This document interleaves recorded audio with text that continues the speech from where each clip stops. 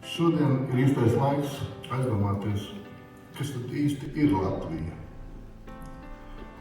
Dažiem liekas, ka Latvija ir valdošie politiķi, Saeima, iestādes, ierēģi, bet man liekas, ka Latvija ir darbs, gandarījumu no tā gūs nevis tikai pats darba darītājs, bet arī citi - skolotājs, pedagogs, celtnieks, amatnieks. Godprātīgi veicot savu darbu, veido Latviju.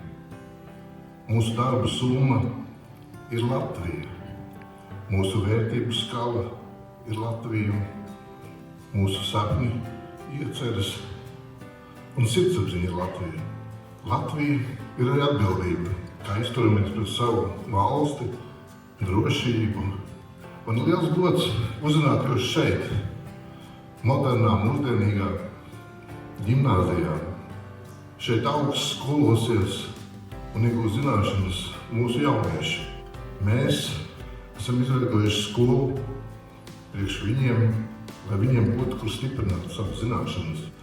Visu to, ko mēs izdarām priekš viņiem šodien, mēs izdarām nākotnes Latvijai.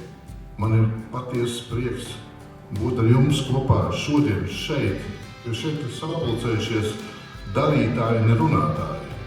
Es gribu personīgi pateikt paldies katram no jums, kas ar savu darbu, ar savām domām ir stiprinājis Latviju. Un tieši Ukraina parāda to, viņas notikumi, ka cilvēks ir tā spēks. Cilvēks, viņa patriotisms, mērķtiecība, viņa ticība parāda to, ka Ukraina joprojām cīnās pret daudz lielāku pārspēku. Es novēlu mums katram nezaudēt spēkus, ticību sev, saviem spēkiem, savai valstī,